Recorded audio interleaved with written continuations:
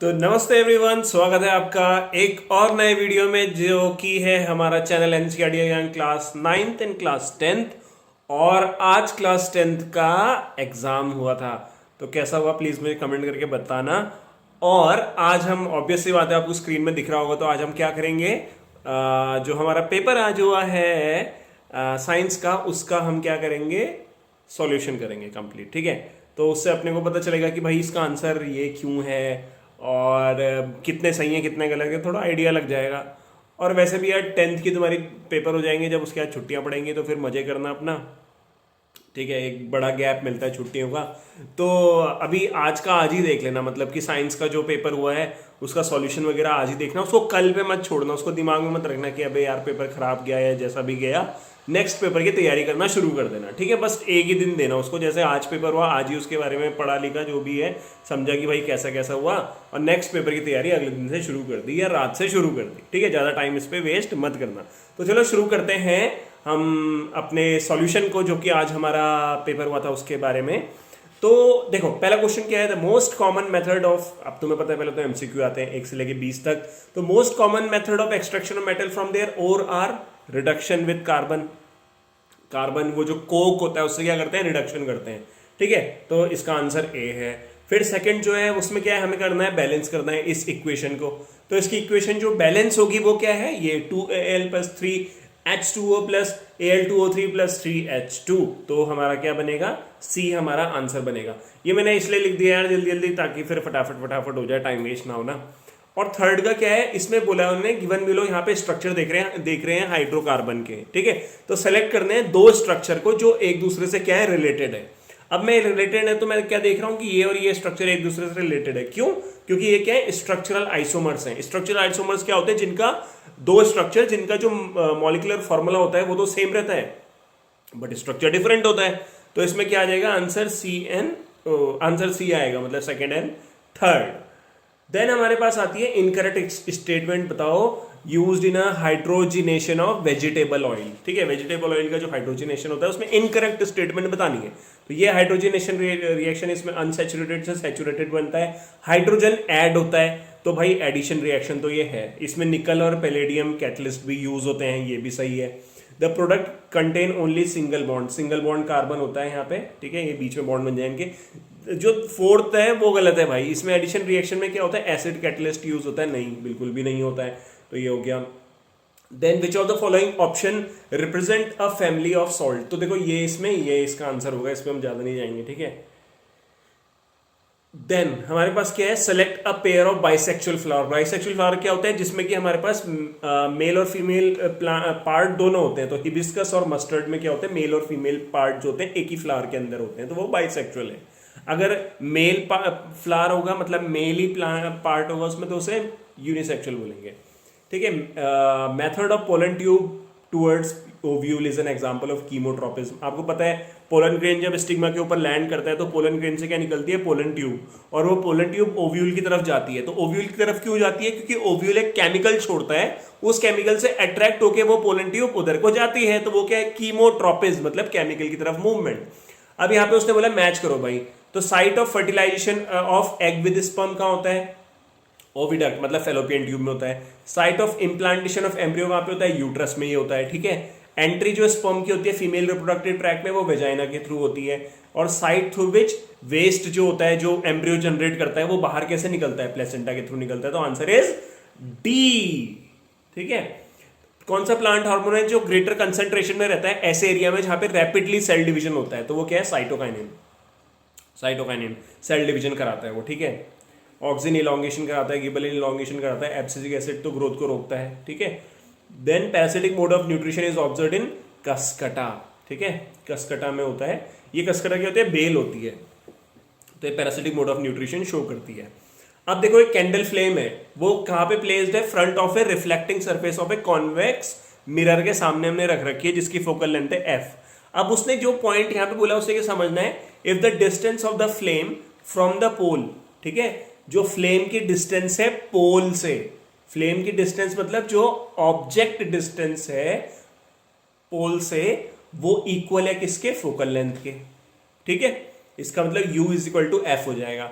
और its image is form. अब image कैसे कैसे फॉर्म होगी यहाँ पे, तो हमारे पास 4 ऑप्शन दे रखे हैं।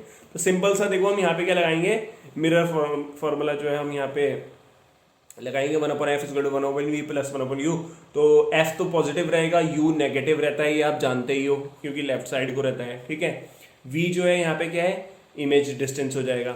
अब उसने क्या बोला कि भाई u जो है वो f के बराबर है, मतलब u = f है ना, ये हमें गिवन है, ठीक है।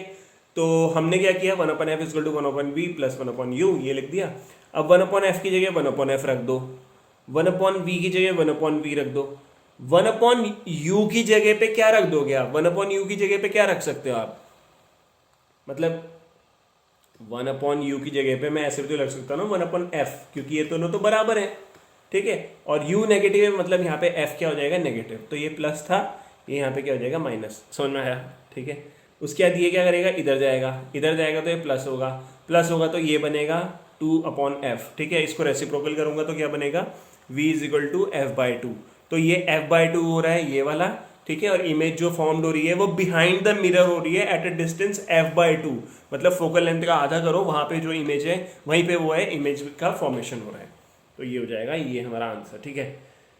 देख लेना भाई, फिर अगर नहीं समझ में आएगा तो एक बार फिर से देख लेना। फिर select the correct statement from the following. अब जो साइज है मॉलिक्यूल का of air is larger than the wavelength of the visible light, नहीं गलत है। Blue light have a wavelength about, अब आंसर तो तुम्हें दिख ही रहा है, सी टिक है, ठीक है। बट लेकिन blue light have a wavelength about 1.8 times greater than, नहीं, रेड लाइट की ज्यादा वेवलेंथ होती है। when sunlight passes through the fine particle in air, they strike the blue color of visible light more strongly than red। ये NCERT की line है, ठीक है। the light of red color is scattered the most by fog or smoke। अब fog हो गया, सर्दियां हैं, fog हो रखा है, तो fog हो रखा है तो वहां पे रेड लाइट हम लेते हैं। रेड लाइट क्या रहता है हमारा, जो वो रहता है यार बेसिकली डेंजर सिग्नल के लिए जो रहता है। क्यों रहता है, क्योंकि रेड लाइट स्कैटर कम होती है। तो यहाँ पे तो लिख रहा है मोस्ट स्कैटर, नहीं गलत है, तो सी सही है इसका, ठीक है। अब इस डोमेस्टिक इलेक्ट्रिक सर्किट में कलर बता रखा उसने इंसुलेटिंग कॉपर वायर का जो पूछा हुआ है, तो उसमें क्या होगा, रेड जो होगी वो लाइव वायर का होता है, ब्लैक जो होता है न्यूट्रल वायर, और ग्रीन जो होता है अर्थ वायर का रहता है, ठीक है। सिंपल, ये तो इसमें तो कुछ है नहीं। फिर स्ट्रेंथ जो रहती है मैग्नेटिक फील्ड की inside the long straight current carrying solenoid ऐसे करके, ठीक है। उसमें जो मैग्नेटिक फील्ड है उसकी स्ट्रेंथ किस पे डिपेंड नहीं करती है, ठीक है, नॉट डिपेंड अपॉन। तो number of turns in the solenoid करती है, बिल्कुल जितना ज्यादा टर्न होगा उतना ज्यादा स्ट्रॉन्ग मैग्नेटिक फील्ड होगा, ठीक है। Material of core inside the solenoid, हाँ, जो सोलेनॉइड के अंदर जो वहां पे मटेरियल प्रेजेंट होगा उस पर भी डिपेंड करता है। Radius of the coil of the solenoid, बिल्कुल इस पर भी डिपेंड करता है। जो ये वाला है देखो, ये हम आसानी से कर सकते हैं, direction of current flowing through the solenoid. आप सोलेनॉइड के अंदर करंट की डायरेक्शन चेंज करोगे तो उससे मैग्नेटिक फील्ड की डायरेक्शन चेंज होती है, उससे स्ट्रेंथ का कोई भी लेना देना नहीं है। तो आंसर क्या हो जाएगा, बी, क्योंकि डायरेक्शन से भाई स्ट्रेंथ का कोई लेना देना नहीं है, सिर्फ करंट की डायरेक्शन चेंज होने से मैग्नेटिक फील्ड की डायरेक्शन चेंज होगी, स्ट्रेंथ का कोई मतलब नहीं है। फिर विच of the following statement is not true about the bar magnet. तो बार मैग्नेट का हमने ले लिया, it set itself in north and south direction when suspended freely, नहीं भाई ऐसा तो नहीं होता है। It has attractive power for iron fillings, repulsion भी होता है यहाँ पे। It produce magnetic field lines, ठीक है।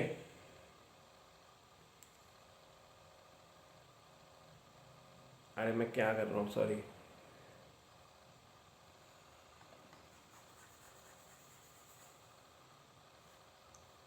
नेक्स्ट हमारे पास क्या है 15, विच one of the following statement is not true. गलत, नॉट ट्रू मतलब गलत कौन सा है, तो पहले सही देख लेते हैं। It set itself in the, हाँ ठीक है, ये इस तरीके से सस्पेंड हो जाता है। It has a attractive power for iron filings, yes सही है, ठीक है।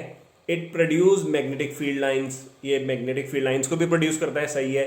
The direction of magnetic field line inside the bar magnet is from north pole to south pole, ये गलत है। साउथ पोल से नॉर्थ पोल की तरफ जाता है इनसाइड। अगर यहाँ पे होता है भाई, यहाँ साउथ होता है या नॉर्थ होता तो ये सही होता, ठीक है। Then other than the abiotic component, abiotic मतलब जो नॉन लिविंग होते हैं, which of the given biotic component are not required to make an aquarium with a small herbivores fishes a self sustaining system. तो हमें क्या बनाना है, एक aquarium बनाना है। उस एक्वेरियम में हमें कौन सा बायोटिक कंपोनेंट रिक्वायर्ड नहीं है, हमें जरूरत नहीं है उसकी। तो एक्वेटिक प्लांट और एक्वेटिक एनिमल ये तो चाहिए, क्योंकि ये फूड होंगे, ठीक है, जो भी फिशेस वगैरह होंगी वहाँ पे वो फूड की तरह काम करेंगे, तो ये तो चाहिए। फिर टेरेस्ट्रियल प्लांट्स एंड टेरेस्ट्रियल, भाई अब टेरेस्ट्रियल मतलब जो जमीन में रहते हैं, तो उनकी रिक्वायरमेंट यहाँ पे क्यों होगी, उनकी रिक्वायरमेंट यहाँ पे नहीं है। Decomposers as bacteria and fungi, तो भाई एक्वेरियम के अंदर कोई मर जाएगा तो उसको डीकम्पोज करने के लिए बैक्टीरिया और फंगस तो चाहिए, तो ये तो रिक्वायर्ड है। फिर consumers as clown fish and sea urchin, अभी जो क्लाउन फिश और सी अर्चिन है ये बेसिकली आपको कहाँ पे मिलते हैं, समुद्र में मिलते हैं, तो ये मरीन स्पीसीज हैं, तो ये फ्रेश वाटर में तो वैसे भी रह नहीं सकती, तो ये रिक्वायर्ड है नहीं, इनको एक्वेरियम में थोड़ा रह सकते हैं, ठीक है।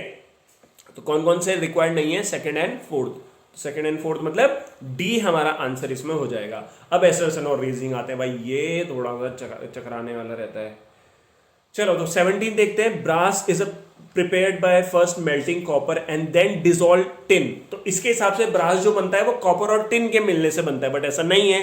ब्रास एक अलॉय है जो कॉपर और जिंक के मिलने से बनता है, टिन के मिलने से नहीं बनता, तो पहला तो एक गलत हो गया असर्शन।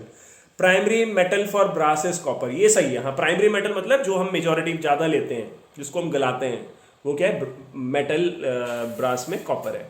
सेकंड क्या है, जो जूट का बैग होता है, वो जूट होता है ना, ठीक है, jute bag for shopping reduce pollution, हाँ भाई हम प्लास्टिक नहीं यूज कर रहे, जूट यूज कर रहे हैं। जूट इज बायोडिग्रेडेबल, सही है।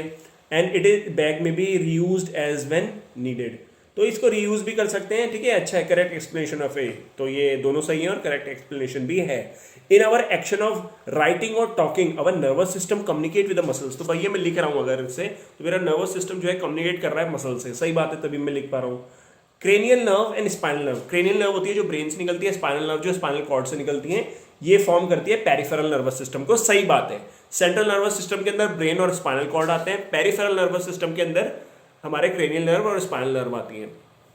बट लेकिन दोनों करेक्ट है, बट करेक्ट एक्सप्लेनेशन ये नहीं है, उसका कोई उससे मतलब नहीं है, ठीक है। Then magnetic field lines around bar magnet never intersect each other, सही बात है, ये जो मैग्नेटिक फील्ड लाइंस होती है कभी भी इंटरसेक्ट नहीं करती है। क्यों? क्योंकि अगर मैग्नेटिक फील्ड लाइन इंटरसेक्ट कर जाती हैं तो यहाँ पे क्या होगा, दो डिफरेंट डायरेक्शन हो जाएगी मैग्नेटिक फील्ड की, जो कि पॉसिबल नहीं होता। ये है हमारी एनसीईआरटी की लाइन। रीजन क्या है, magnetic field produce by a bar magnet is quantity that have both magnitude and direction, तो हाँ मैग्नेटिक फील्ड की मैग्नीट्यूड भी होता है, डायरेक्शन भी होता है, तो ये भी सही है। तो करेक्ट एक्सप्लेनेशन ऑफ ए हमारे पास ये हो जाएगा, दोनों सही है। Then question 21 to 26 very short answer type questions आते हैं, तो हमारे पास क्वेश्चन 21 है जिसमें ए है, list the possible source of energy required in decomposition reaction. तो पॉसिबल सोर्स ऑफ एनर्जी कौन सी है जो हम डीकंपोजिशन रिएक्शन में यूज कर सकते हैं, लाइट रिएक्शन। लाइट रिएक्शन के लिए ये है ना AgCl, एक AgBr वाला भी होता है जो कि हमारे ब्लैक एंड व्हाइट फोटोग्राफी में यूज होता है। तो AgCl सनलाइट की प्रेजेंस में Ag प्लस Cl2 में टूटेगा। हीट एनर्जी, कैल्शियम कार्बोनेट को ब्रेक करो कैल्शियम ऑक्साइड और कार्बन डाइऑक्साइड में, फिर वाटर को ब्रेक करना था इलेक्ट्रिकल इलेक्ट्रोलाइसिस करेंगे, मतलब इलेक्ट्रिकल एनर्जी यूज करेंगे। वाटर को ब्रेक करा हमने इलेक्ट्रिसिटी में, तो इलेक्ट्रिसिटी से ब्रेक किया, हाइड्रोजन और ऑक्सीजन में ब्रेक हो गया, ठीक है। तो ये एग्जांपल की मदद से हमने समझा दिया। What is observed when hydrated ferrous sulfate, hydrated मतलब जिसके अंदर वाटर प्रेजेंट होगा, ठीक है, वाटर ऑफ क्रिस्टलाइजेशन मतलब क्रिस्टल के अंदर कुछ जो मॉलिक्यूल है वाटर की वो प्रेजेंट रहेंगे, are heated in dry boiling tube. तो बॉइलिंग ट्यूब में हमने क्या किया, हमने हीट किया इसको हाइड्रेटेड फेरस सल्फेट को, give balance chemical reaction of the equation of the reaction that अगर, ठीक है। तो यहाँ पे क्या है, FeSO4.7H2O, ये है क्रिस्टल, तो ये वाटर को लूज करेगा जब हम हीट करेंगे और ये टर्न लाइट ग्रीन से व्हाइट हो जाएगा, लाइट ग्रीन से इसका कलर व्हाइट हो जाएगा। देन और हीट करेंगे तो डीकंपोज होगा। अब डीकंपोज में क्या होगा, FeSO4.7H2O, तो हीट करने पे 7H2O जो है वो निकल जाएगा, FeSO4 बचेगा। FeSO4 को और ज्यादा गर्म करेंगे तो फिर क्या होगा, Fe2O3 plus SO2 plus SO3, ये डीकंपोजिशन हो जाएगा यहाँ पे। देन क्वेश्चन नंबर 22, ठीक है। A chemical compound X is used to bleach washing clothes in laundry as well as making drinking water free from germs। तो भाई पानी खराब है उसको मुझे साफ करना है तो मुझे X को डालना पड़ेगा। तो आइडेंटिफाई करो X क्या है, X होता है ब्लीचिंग पाउडर। ओह, ब्लीचिंग पाउडर COCl2, ठीक है। How is this compound represented, तो CaOCl2 बोलते हैं इसको. Right the method of its preparation along with the chemical equation for the reaction that अकर. तो प्रिपरेशन के लिए क्या है, कैल्शियम हाइड्रोक्साइड हमने लिया प्लस क्लोरीन के साथ ट्रीट किया, तो ये बन गया हमारे पास ब्लीचिंग पाउडर और ये हमारा वाटर निकल गया. ठीक है. State the function of when in human circulatory system. अब देखो वेन जो होती है उसका काम क्या होता है. वेन का काम होता है भाई ब्लड को हार्ट की तरफ लेके आना. और यहां पे मैंने क्या लिखा है, कैरी डीऑक्सीजनेटेड ब्लड. वेन से डीऑक्सीजनेटेड ब्लड को कैरी करती है, बट एक एक्सेप्शन है. पल्मोनरी वेन जो होता है वो ऑक्सीजनेटेड ब्लड ले आती है. तो वेन क्या कैरी करती है, ब्लड को जो कि डीऑक्सीजनेटेड होता है from different part of the body to back to the brain, back to the heart पे लेके आती है. हार्ट यहाँ होता है बीच में. ठीक है. फिर इसने बोला है कि भाई why do they not need thick walls. Artery में थिक वॉल होती है, वेन में थिक वॉल क्यों नहीं होती है. वेन में थिक वॉल इसलिए नहीं होती है क्योंकि वेन में लोअर ब्लड प्रेशर रहता है, तो उसके फटने के चांसेस नहीं होते हैं. आर्टरी के ब्लड प्रेशर ज़्यादा होता है इसलिए उसके फटने के चांसेस होते हैं, इसलिए उसमें क्या रहती है, मोटी वॉल रहती है. तो इसमें ज़रूरत नहीं है मोटी वॉल की क्योंकि ब्लड प्रेशर कम है. ठीक है. वेन में वैसे भी क्या रहते हैं, वाल्व्स रहते हैं, वाल्व्स, जिससे बैक फ्लो जो होता है वो प्रिवेंट होता है. मतलब ऐसे करके होते हैं, ये ऐसे होते हैं ऐसे. ठीक है. तो ब्लड इधर जा रहा है तो ठीक है, जैसे ही बैक फ्लो होगा तो ये वाल्व बंद हो जाते हैं, तो ब्लड वापस नहीं आएगा मतलब. ठीक है. तो ये हो गया आंसर इसका. अब आएगा 24 नंबर का question. Sex of the child is determined by the type of sex chromosome which they inherit from the father. मतलब जो भाई बच्चा होगा किसी भी कपल का, वो बच्चा लड़का होगा या लड़की होगा, वो किस पे डिपेंड करेगा, उसके फादर पे. तो जस्टिफाई करने के लिए हमारे पास क्या है भाई, फादर के पास क्रोमोसोम है XY, मदर पे है XX. तो भाई ये हमें सिंपल सा पता है कि अगर फादर का X क्रोमोसोम वाला स्पर्म जाएगा तो मदर से तो X आना ही है, XX मतलब डॉटर. और फादर से अगर Y क्रोमोसोम वाला स्पर्म जाएगा तो XY बनेगा और सन बनेगा. अरे क्या लिख दिया, सन. ठीक है. सन हो जाएगा, बट लड़का बन जाएगा. ठीक है. तो फादर पे डिपेंड करेगा कि कौन सा स्पर्म जो है वो जाएगा. देन 25वां हमारे पास है ए. एक स्टूडेंट है, वो डिफिकल्ट हो रहा है उसे in reading his textbook but can read the blackboard clearly while sitting in the last row. तो भाई पास का उसको देखने में दिक्कत हो रही, दूर का उसे बढ़िया से दिख रहा है. तो डिफेक्ट बताओ कौन सा है. ठीक है. तो ये क्या है, हाइपरमेट्रोपी है. दो रीजन क्या है इसके, एक तो होता है shorter eye lens, eye ball की लेंथ जो है वो शॉर्ट हो जाएगी. फिर reduce curvature of eye lens. ठीक है. तो इसकी वजह से क्या होगा, बेसिकली इसमें जो इमेज बनती है वो रेटिना से आगे बनती है, मतलब यहां की तरफ बनती है. ठीक है. करेक्ट कैसे करेंगे, यूजिंग कॉन्वेक्स लेंस. ठीक है. तो कॉन्वेक्स लेंस में लगा देता हूं, अगर कॉन्वेक्स लेंस ये लगा दिया तो फिर कहाँ बनेगा, ये यहाँ बन रहा है ना, तो अब ये इधर बनने लग जाएगा प्रॉपरली इधर. ठीक है. अब draw ray diagram to show the path of ray of light falling obliquely मतलब टेढ़ा on one of the reflecting surface of triangular glass prism. तो एक ट्राइंगुलर ग्लास प्रिज्म है, इसमें हमें ये डायग्राम बनाना है, साथ में हमें मार्क करना है एंगल ऑफ डेविएशन को. तो ये ऑब्लिकली आ रहा है भाई. फिर देखो ये एयर है, ये ग्लास है, देन ये एयर है. तो एयर से आएगा ग्लास में जाएगा तो बेंडिंग होगी, रिफ्रैक्शन होगा. ठीक है. देन फिर ग्लास से फिर एयर में जाएगा, फिर रिफ्रैक्शन होगा. तो मतलब रिफ्रैक्शन होगा ना, क्योंकि रिफ्रैक्शन क्यों होता है, क्योंकि भाई स्पीड ऑफ लाइट क्या होती है, चेंज हो जाती है फ्रॉम रेयर टू डेंसर या डेंसर टू रेयर जाने पे. अब इस पाथ को ऐसे सीधे जाना था. ठीक है. मतलब इसको सीधे जाना था, बट ये यहाँ बेंड कर गया, तो ये डेविएशन इतना हो रहा है, तो ये एंगल ऑफ डेविएशन ये शो कर रहा है. देन हमारे पास क्वेश्चन आता है 26. इसमें क्या है, 4 रजिस्टर दे रखे हैं जिनका हर एक का रेजिस्टेंस कितना है, 2 ओम है. ये join and to form a square ABCD इन्होंने बना दिया. ठीक है. Using appropriate formula determine the equivalent resistance of the combination between its 2 ends. A और B के बीच में टोटल रेजिस्टेंस कितना होगा ये हमें बताना है. तो देखो पहले ये एक साइड ले लेते हैं, ABBC. ये हो गया AB, ये हो गया BC. ठीक है. 2 हो गया, सीरीज में ले लेते हैं इनको, 2 + 2 4. और फिर इधर का भी ले लेते हैं AD और DC. ठीक है. 2 और ये 4 हो गया. अब ये पैरेलल हो जाएंगे एक दूसरे के, ये और ये पैरेलल हो गया ना, तो क्या हो जाएगा 1/4 + 1/4 = 2. इसको करके आएंगे तो हमारे पास आंसर आएगा 2. ठीक है। देन सेक्शन सी पे आते हैं, ठीक है। इसमें है 27वां question, state the change that occur when एक चाइना डिश लो, उसके अंदर आपने कॉपर पाउडर लिया, फिर उसको आप हीट कर रहे हो फ्लेम में, ठीक है, बर्नर की फ्लेम में आप जला रहे हो उसको। तो name the phenomena responsible for the change and right balance chemical equation for the reaction that अकर। तो क्या होगा यहाँ पे, क्या चीज होगी, क्या चेंज दिखेगा आपको यहाँ पे। तो जब भी हम कॉपर पाउडर को हीट करेंगे तो वो ब्लैक हो जाएगा। इसका फिनोमिना क्या है, क्यों ब्लैक हो जाएगा, ब्लैक कोटिंग, क्योंकि जो हमारे पास ये क्या बोलते हैं कॉपर है, उस पर क्या होगा, ब्लैक कोटिंग आ जाएगी। क्यों, due to formation of copper oxide, ठीक है ना, ऑक्सीडेशन होगा बेसिकली, कॉपर ऑक्साइड यहाँ पे बन जाएगा। How is this reaction different from the reaction that occur when the copper wares keep in open air slowly lose their shine. हाँ ठीक है, एक हमने कॉपर को लिया, उसे जलाया, एक हमने कॉपर को ऐसी हवा में रख दिया, ओपन एयर में रख दिया, तो उसमें उसकी शाइन जो हो जाएगी वो धीरे धीरे चली जाएगी और उसके ऊपर भी एक कोटिंग आ जाएगी। ठीक है, तो दोनों में डिफरेंस क्या है, तो देखो इन एयर में क्या होगा, स्लोली रिएक्ट करेगा कार्बन डाइऑक्साइड वाटर के साथ, ऑक्सीजन के साथ, और to form a green layer of basic copper carbonate. तो अगर उसे हम ऐसे एयर में रखेंगे तो बेसिक कॉपर कार्बोनेट बनेगा, CO2 वाटर वेपर के साथ वो स्लोली रिएक्ट करेगा, ठीक है। तो ये होगा यहाँ पे। देन ये रिएक्शन हो गई हमारे पास जलाने पे जो बनती है।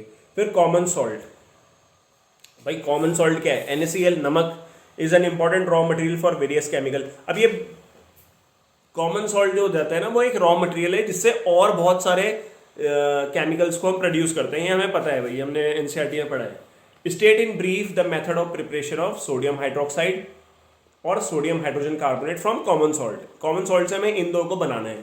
तो प्रिपरेशन फॉर सोडियम हाइड्रोक्साइड, ठीक है, इलेक्ट्रोलाइसिस ऑफ ब्राइन, ब्राइन मतलब क्या होता है, NaCl का सॉल्यूशन, नमक का सॉल्यूशन जो रहता है, तो इसमें NaCl H2O इलेक्ट्रोलाइसिस करेंगे, ठीक है, कैथोड एनोड डालेंगे, करंट डालेंगे, उसमें NaOH बनेगा, Cl2 बनेगा और H2 बनेगा। फिर preparation of sodium hydrogen carbonate, तो प्रोसीजर क्या है, सॉल्वे प्रोसेस बोलते हैं इसको। इसमें NaCl CO2 and NH3 ammonia और साथ में H2 लेंगे और NaHCO3 हम बना देंगे यहाँ पे सोडियम हाइड्रोजन कार्बोनेट, और ये हमारा दूसरा जो कंपाउंड है वो बनेगा। अब design experiment setup to demonstrate that alcohol and glucose contain hydrogen but not categorise as acid. देखो एसिड क्या होते हैं, एसिड जो बेसिकली अगर हम एसिड को पानी में डालेंगे तो वो क्या करेंगे, H+ आयन को रिलीज करेंगे, मतलब उसके अंदर हाइड्रोजन है तो वो H+ आयन को रिलीज करेगा, तो उसको बोलते हैं एसिड। बट वो कह रहा है कि अल्कोहल और ग्लूकोज दोनों में हाइड्रोजन है बट हम उसको एसिड नहीं बोलते। क्यों नहीं बोलते भाई, जस्टिफाई करो, ठीक है। तो use of blue litmus paper, अब एक ये ब्लू लिटमस पेपर लिया, ठीक है, मैंने उसमें मैंने अल्कोहल और ग्लूकोज दोनों से ट्रीट कराया, तो जो ब्लू कलर है लिटमस का वो चेंज नहीं हुआ। इसका मतलब क्या है, अल्कोहल और ग्लूकोज ने H+ आयन को रिलीज नहीं किया जैसे एसिड रिलीज करता है, तो H+ आयन यहाँ पे रिलीज नहीं हुआ। तो रीजन क्या है, एसिड H+ आयन को रिलीज करता है बट अल्कोहल और ग्लूकोज पे हाइड्रोजन है बट वो रिलीज नहीं करता उसको H+ आयन की फॉर्म में, तो बस इसके लिए वो एसिड की कैटेगरी में नहीं आता है। Why is blood circulation in vertebrates, vertebrate जिसमें वर्टिबल कॉलम होती है, ये हमारी जो हड्डी रहती है, नोन एज डबल सर्कुलेशन। क्यों बोलते हैं इसको डबल सर्कुलेशन, और trace its path in the form of flow chart, तो मैंने नहीं बनाया है, ठीक है। तो blood passes through the heart twice in one complete cycle, भाई एक कंप्लीट साइकिल में क्या होता है, 2 बार जो है ब्लड हमारे हार्ट से होते हुए जाता है, तो इसे डबल सर्कुलेशन बोलते हैं। तो क्या होता है इसमें 2 में डिवाइड करते हैं, पल्मोनरी सर्कुलेशन मतलब जो लंग्स वाला होता है, सिस्टेमिक सर्कुलेशन जो कि बॉडी वाला रहता है, ठीक है। तो पल्मोनरी सर्कुलेशन में क्या होगा, blood from the heart lungs में जाएगा, ऑक्सीजनेटेड हो जाएगा, then back to the heart आ गया। सिस्टेमिक सर्कुलेशन में क्या होगा, ऑक्सीजनेटेड जो ब्लड होगा वो हार्ट से बॉडी में जाएगा, देन बॉडी से वापस हार्ट में आएगा डीऑक्सीजनेटेड ब्लड, ठीक है। तो ये हो गया हमारा डबल सर्कुलेशन वाला। अब ये आता है जेनेटिक्स का क्वेश्चन 30। एक प्योर पी प्लांट है, ठीक है, जो कि राउंड है और येलो सीड है, is crossed with another pure plant having wrinkle and green seed. तो इसमें आएगा capital R capital R capital Y capital Y small r small y r small y, ये होगा, इनके बीच में क्रॉस होगा। तो कौन सा क्रॉस है, डायहाइब्रिड क्रॉस है ये, ठीक है। वो टॉल और ड्वार्फ वाला करते तो मोनोहाइब्रिड होता, ठीक है। तो सबसे डाइहाइब्रिड है क्योंकि इसमें दो कैरेक्टर्स ले रहे हैं ना, शेप भी ले रहे हैं और कलर भी ले रहे हैं। Subsequently F1 progeny is self pollinated, self pollinate किया हमने F1 प्रोजेनी को, F2 जनरेशन मिल गई। What do the seed of F1 generation look like? तो डाइहाइब्रिड क्रॉस अगर आपने किया होगा तो उसमें क्रॉस करने पे हमारे पास क्या बनेगा, capital R small R, capital Y small Y. अब कैपिटल आर है मतलब राउंड होगा, कैपिटल वाई है मतलब येलो होगा, तो सारे सीड जो होंगे वो राउंड और येलो होंगे F1 के। F2 जनरेशन में क्या होगा भाई, F2 जनरेशन में जो होगा हमारे पास रेशो आता है 9:3:3:1। तो round yellow 9, round green 3, wrinkled yellow 3, wrinkled green 1। तो ये हो गया हमारा आंसर। थर्ड क्या है, state the reason for obtaining seed of new combination of trait in F2 generation. अब भाई जो पेरेंट्स थे वो तो ये थे, राउंड येलो, रिंकल्ड ग्रीन, इस तरीके से थे ना, बट लेकिन यहाँ पे हमारे पास नए नए कॉम्बिनेशन आ गए, wrinkled yellow, wrinkled green, round yellow, round green, ऐसे अलग अलग आ गए। क्यों? ये एक लॉ से एक्सप्लेन होता है जिसे बोलते हैं Mendel law of independent assortment. इसके अकॉर्डिंग क्या होता है कि genes for different trait segregate independently during gamete formation. देखो जब भी गैमेट फॉर्मेशन होता है उस टाइम पे क्या होता है, जीन जो होते हैं वो सेग्रीगेट करते हैं। सेग्रीगेट मतलब ये जीन्स का पेयर है तो ये अलग अलग हो जाते हैं, ठीक है। और ये किसी के साथ भी कॉम्बिनेशन बना सकते हैं, नए नए कॉम्बिनेशन बना सकते हैं, जिससे हमें नए नए न्यू कॉम्बिनेशन या न्यू ट्रेड्स जो है वो हमें दिखते हैं, ठीक है। अब आता है 31 नंबर का क्वेश्चन। एक पर्सन है वो suffer from an eye defect, ठीक है, in which the far point of eye is much nearer than infinity. देखो फार पॉइंट जो होता है हमारा कितना होता है, इन्फिनिटी होता है, और नियरर कितना होता है, 25 सेंटीमीटर होता है, ठीक है। तो इसका क्या है, मतलब वो उसको दूर कर नहीं दिख रहा है ठीक से, ठीक है, मतलब वो ज्यादा दूर तक नहीं देख सकता, सीधी बात है। Name the defect of the vision that person is suffering from, myopia, ठीक है। Two main cause of this defect, elongation of eye ball हो जाएगा और increase curvature of eye lens हो जाएगा। Write the type of corrective lens, कौन सा lens लेते हैं भाई इसमें हम, कॉनकेव लेंस लेते हैं इसमें, ठीक है। Draw ray diagram to show the function of the corrective lens. तो भाई ये जा रही है लाइन, ये जा रही है लाइन, ये हमने करेक्टिव लेंस ले लिया कॉनकेव, इसने ये किया, देन ये हमारा आई लेंस हो गया, देन इमेज जो है वो यहाँ पे बन रही है। सही हो गया, दिखने लग गया उसको। फिर आता है 32 A, name and state the rule which determine the force on a current carrying conductor placed in a uniform magnetic field. तो भाई यूनिफॉर्म मैग्नेटिक फील्ड है, वहां पे आपने करंट कैरिंग कंडक्टर रखा है, उसमें फोर्स लग रहा है, तो कौन सा लॉ लगता है, लेफ्ट हैंड या right hand, left hand thumb rule, जिसमें क्या आता है FBI, फोर्स, मैग्नेटिक फील्ड और करंट, ठीक है। स्टेट करोगे तो वही है, F thumb represent the force, B represent magnetic field, this and I represent by this finger, ठीक है। अब देखो, consider the following 3 diagram in which the entry of positive charge, एक पॉजिटिव चार्ज जो है Q वो मैग्नेटिक फील्ड के अंदर घुस रहा है, ठीक है। आइडेंटिफाई गिवन गिविंग रीजन भी देना है भाई, the case in which the force experience by the charge is maximum. Charge पे फोर्स मैक्सिमम कब लगेगा और मिनिमम कब लगेगा। अब मैं एक चीज जानता हूँ, क्या जानता हूँ कि भाई फोर्स मैक्सिमम तभी होता है जब ये परपेंडिकुलर रहता है। करंट जो है, फोर्स, मैग्नेटिक फील्ड या जो करंट है वो एक दूसरे के परपेंडिकुलर रहते हैं, तब सबसे ज्यादा क्या लगता है, फोर्स लगता है, ठीक है। तो मिनिमम कब होगा, जब पैरेलल होगा, ठीक है, पैरेलल में मिनिमम होगा, ये तो इसका तो कुछ नहीं है भाई, टेढ़ा मेढ़ा जा रहा है।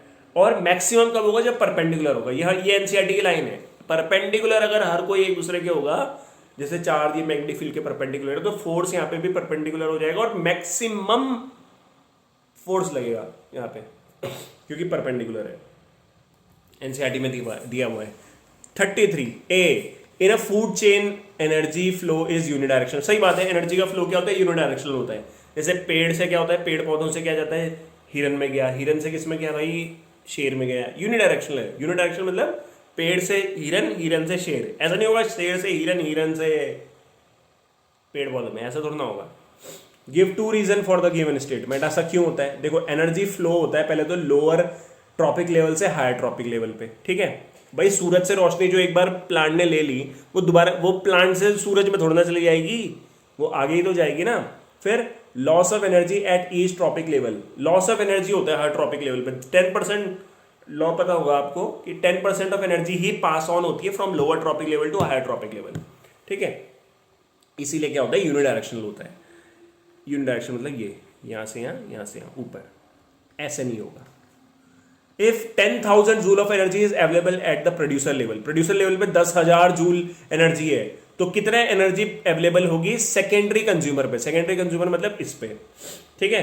तो give reason to justify your answer. तो यूजिंग 10% लॉ, प्रोड्यूसर पे 10,000 जूल है, तो प्राइमरी इधर से इधर जाएगा तो 10% जाएगा। 10,000 का 10% कितना होता है, 1,000। 1,000 इस पे चले गया, फिर इससे ऊपर जाएगा 10% जाएगा, तो कितना जाएगा, 10% जाएगा, मतलब 100 जूल जाएगा। तो सेकेंडरी कंज्यूमर पे सिर्फ 100 जूल ही बचेगा। अब आता है भाई 34 टू 36, ये कौन सा है, long answer type question.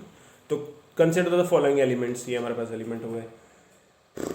Select the from the above metal, metal which, कौन कौन सा मेटल है, metal which does not react with oxygen even at high temperature. तो कौन नहीं करता, सिल्वर नहीं करता, एनसीईआरटी में लिखा हुआ है। सेकंड क्या है, react with oxygen at ordinary temperature. हाँ ठीक है, ऑर्डिनरी टेम्परेचर पे ऑक्सीजन के साथ रिएक्ट करता है और एक प्रोटेक्टिव ऑक्साइड लेयर बना देता है, जिससे मेटल का फर्दर ऑक्सीडेशन नहीं होता है, ठीक है। तो ये है aluminium. Aluminium react with oxygen to form aluminium oxide, ठीक है। फिर एल्यूमिनियम फर्दर ऑक्सीडेशन से बच जाता है, एनसीईआरटी की line. Catch fire when kept in open, open में रख दोगे आग पकड़ लेगा। पोटेशियम, सोडियम भी करता है ये चीज। फोर्थ क्या है, does not burn in oxygen but the hot metal is coated with black coloured oxide layer. तो कॉपर को गर्म करोगे भाई, वो जलेगा नहीं, बट उसके ऊपर काली कलर की एक ऑक्साइड लेयर जमा हो जाएगी, जो कि है कॉपर ऑक्साइड की।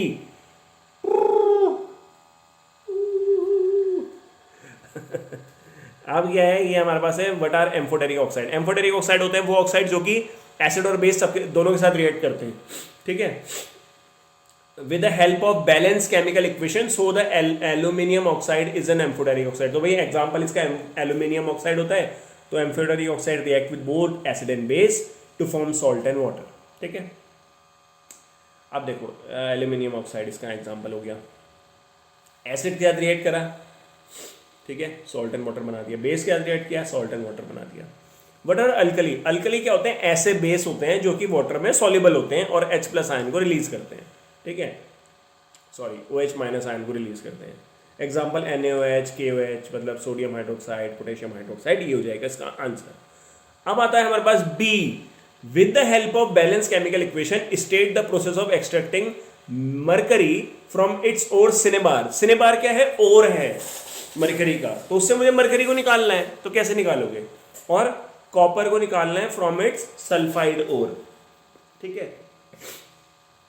तो पहले तो मरकरी को निकालते हैं फ्रॉम सिनेबार से। तो रोस्टिंग करेंगे of cinnabar in presence of, roasting और कैल्सिनेशन पता है आपको, ठीक है।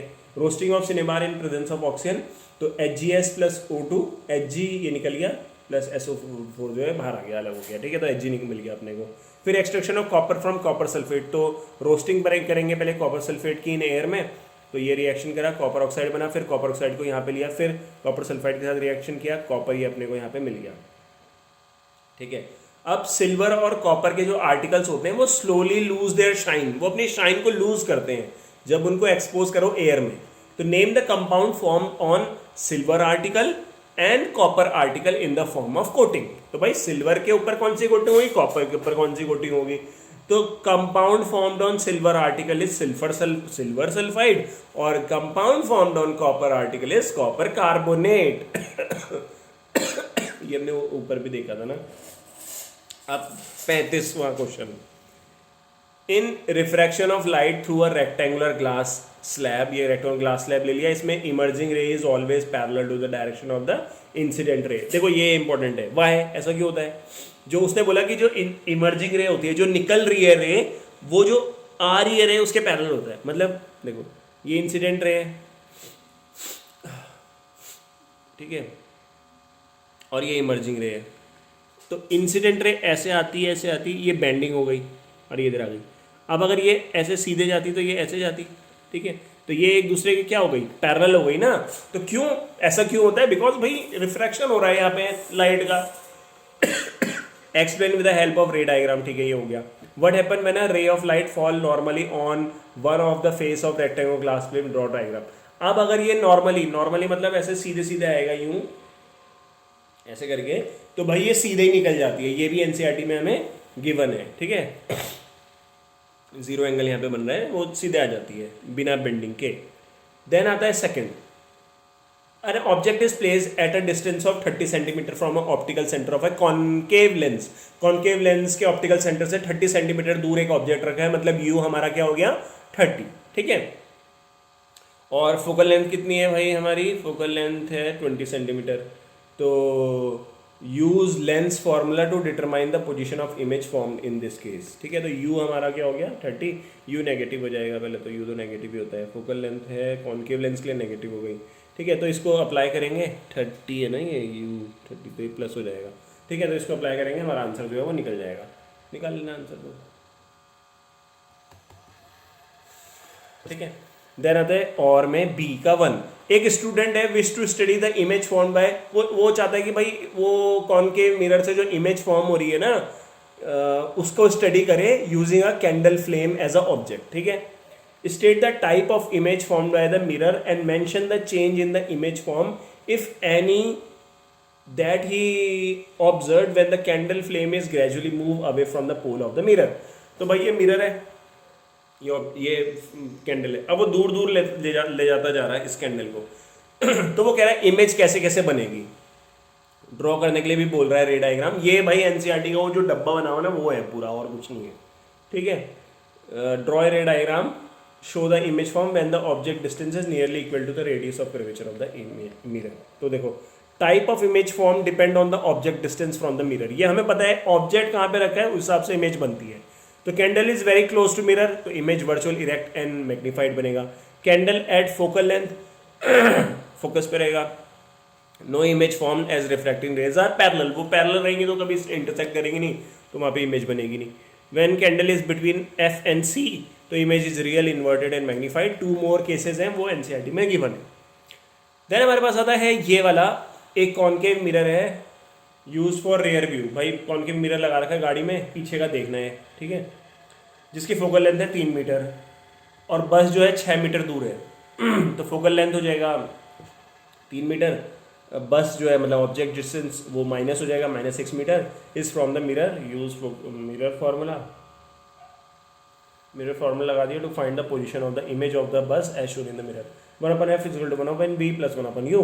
तो ये हमने निकाला, इसमें डाला, सॉल्व करने के बाद हमारे पास कितना आ गया, +2 आ गया, +2 आ गया। और कैसी बनेगी इमेज, कैसी बनती है भाई, अब आप गाड़ी में हो, गाड़ी में देख रहे हो, आप इधर बाइक स्कूटी में देख रहे हो, तो कैसी बनती है, वर्चुअल बनती है।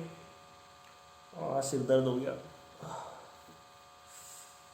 इरेक्ट बनती है भाई, जो पीछे बस है वो उल्टी तो दिखेगी नहीं, सीधी दिखती है और डिमनेस दिखती है। इतनी बड़ी बस है वो छोटी सी दिखती है, तो डिमनेस्ट इमेज है। Identify X and Y, X क्या है भाई, स्टिग्मा है, ये स्टिग्मा है, ये स्टाइल है, ये ओवरी है। ये वाई क्या है, एंथर है, ठीक है। एंथर में क्या बनता है, पोलन ग्रेन बनता है। तो name the yellowish colour structure produced by the part Y. तो वाई जो है एंथर, उसमें क्या बन रहा है, पोलन ग्रेन येलो कलर का। कौन से प्रोसेस है जिसके थ्रू जो पोलन ग्रेन है वो ट्रांसफर होते हैं स्टिग्मा पे, तो वो क्या है, pollination. Explain the process of seed formation in flowering plant. इसमें तुम्हें क्या लिखना है कि भाई देखो पॉलिनेशन होगा, transfer of pollen grain from anther to stigma. अब एंथर से स्टिग्मा पे लैंड कर जाएगा, ठीक है, ये स्टिग्मा ये लैंड कर गया यहाँ पे एंथर पोलन ग्रेन। इससे पोलन ट्यूब आई, पोलन ट्यूब नीचे गई, कीमोट्रॉपिज्म हमने पढ़ा है, ठीक है। फर्टिलाइजेशन हुआ, फर्टिलाइजेशन के बाद क्या होता है, जो ओव्यूल होता है is converted into seed and ovary is converted into fruit. तो इस तरीके से सीड का फॉर्मेशन होता है फर्टिलाइजेशन के बाद। यहाँ पे क्या है, name the type of asexual mode of reproduction, binary fission हो रहा है यहाँ पे, ठीक है। आइडेंटिफाई करो यूनिसेलुलर ऑर्गेनेज जो है वो प्लेनेरिया है हमारे पास। List any 2 advantage of asexual reproduction over sexual reproduction. तो भाई एसेक्सुअल रिप्रोडक्शन यहाँ पे अच्छा क्यों है ये बताना है। एक तो बहुत जल्दी रिप्रोडक्शन होता है और पार्टनर की कोई जरूरत ही नहीं होती है, अकेले ही रिप्रोडक्शन कर लो, ठीक है। वैसे अच्छा कौन सा होता है, सेक्सुअल होता है। Name and explain any one of the mode of asexual reproduction by hydra. तो हाइड्रा क्या कर रहा है भाई, बडिंग कर रहा है। बडिंग आप जानते क्या होता है, हाइड्रा पे एक जगह पे क्या होगा, रीजन मतलब वो सेल्स होते हैं कुछ स्पेशल सेल्स, वो बहुत तेजी से डिवाइड करेंगे, वो बड बनाएंगे, बड जो है अलग हो जाएगी और बड जो है एक नया हाइड्रा बना देगी। अब हमारे पास यहाँ पे क्या है, एक मिनट यार सिर दर्द हो गया मेरे, तुम्हारे भी हो गया होगा, मेरी आवाज़ सुन सुन के।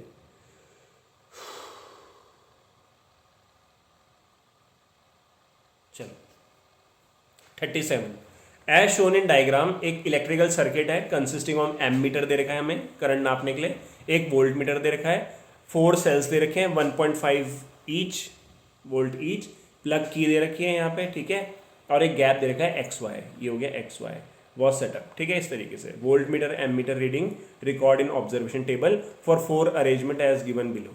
तो अरेंजमेंट नंबर 1 इसमें क्या है, only resistance R1 in the gap X Y, यहाँ पे आपने क्या रख दिया, एक R1 रेजिस्टेंस रख दिया, फिर सेकेंड अरेंजमेंट में R2 रख दिया, थर्ड में क्या कर दिया, R1 और R2 को सीरीज में रख दिया यहाँ पे, फिर फोर्थ में क्या कर दिया, R1 और R2 को पैरेलल रख दिया, मतलब इस तरीके से हमने अरेंज कर दिया।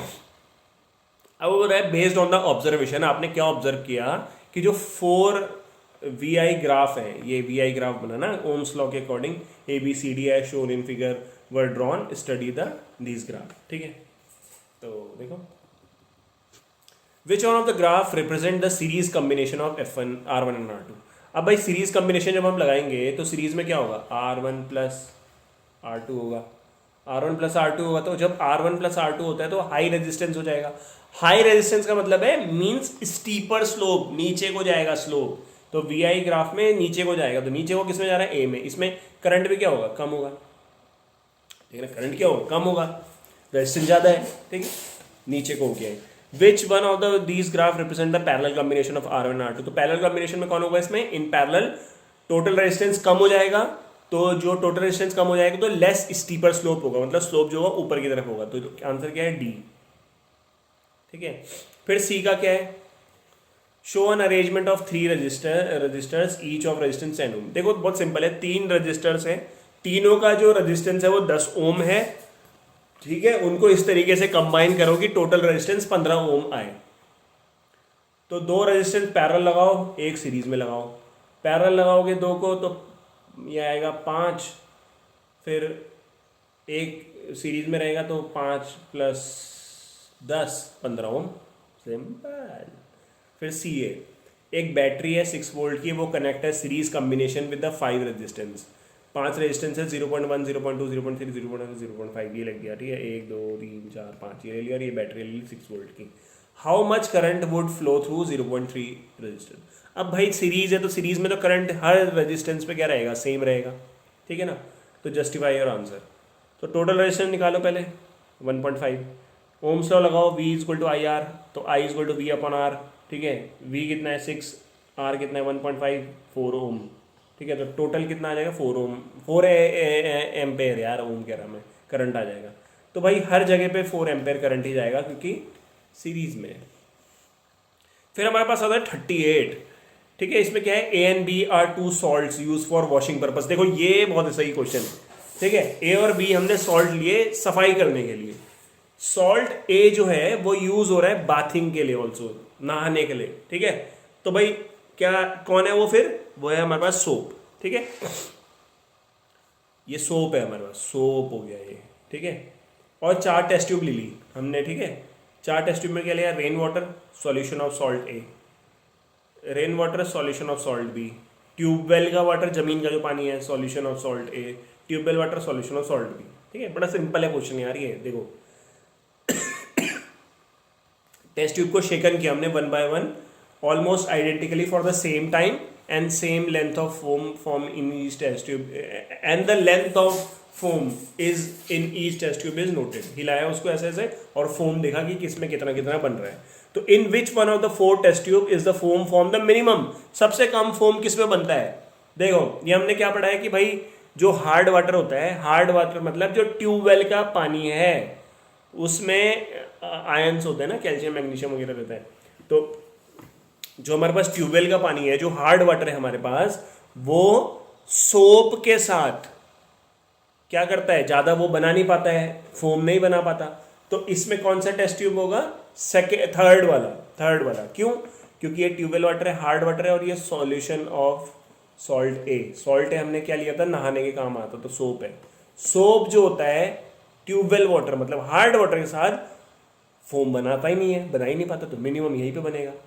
Differentiate between salt A and salt B, तो सॉल्ट ए क्या है, बाथिंग के लिए यूज हो रहा है भाई, साबुन है वो, ठीक है।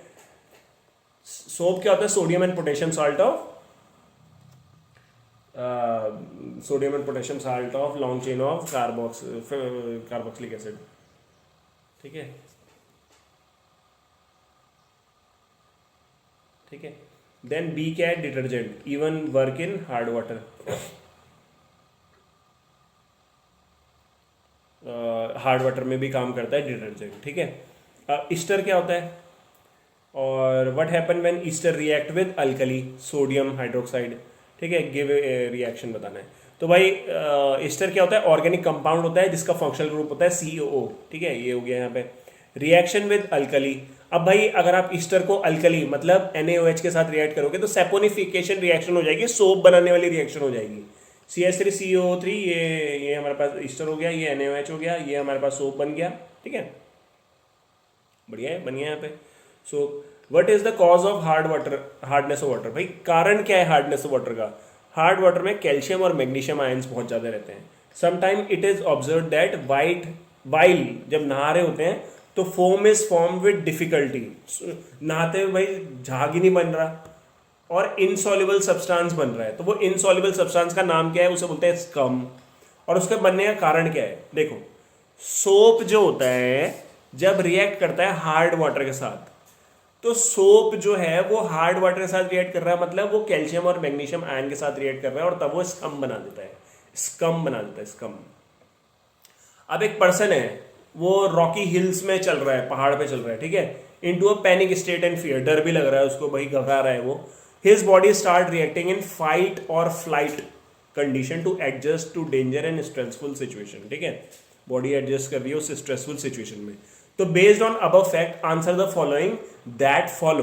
तो पहला क्या है, name the hormone secreted in blood of the person in this situation. तो एड्रेनालिन निकलता है भाई, एड्रेनालिन, लड़ाई झगड़ा हो जाता है, गुस्सा आता है, उन सब में एड्रेनालिन निकलता है, इमरजेंसी कंडीशन में भी एड्रेनालिन निकलता है। Name the source of gland hormone secreted in this condition. तो एड्रेनल ग्लैंड होती है जो किडनी के ऊपर प्रेजेंट रहती है ना, 2 किडनी, तो हर किडनी के ऊपर एड्रेनल ग्लैंड रहती है, वो एड्रेनालिन हार्मोन को सिक्रेट करती है, जिससे कंडीशन आती है। State any 2 responses in the body of the person as a result of the secretion of this hormone. तो 2 रिस्पॉन्स बताओ बॉडी के इस हार्मोन के निकलने से। हार्ट बीट बढ़ेगी, रेट ऑफ ब्रीदिंग बढ़ेगी, तो ये दोनों कंडीशन, ये दोनों चीजें क्या, और ये प्यूपिल डायलेशन हो जाएगा, ठीक है, आंखें बड़ी बड़ी हो जाती है। तो ये सब क्या है, हमें इमरजेंसी कंडीशन में बचाने का काम आती है।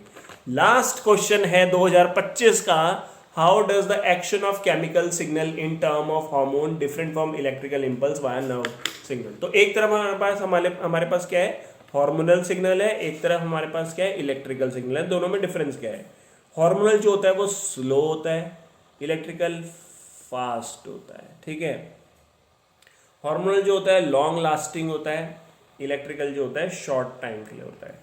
हार्मोनल जो होता है वो लगभग हर एक सेल तक चले जाता है, ठीक है, हर एक सेल तक जाता है, बट इलेक्ट्रिकल हर एक सेल तक नहीं जा पाता है।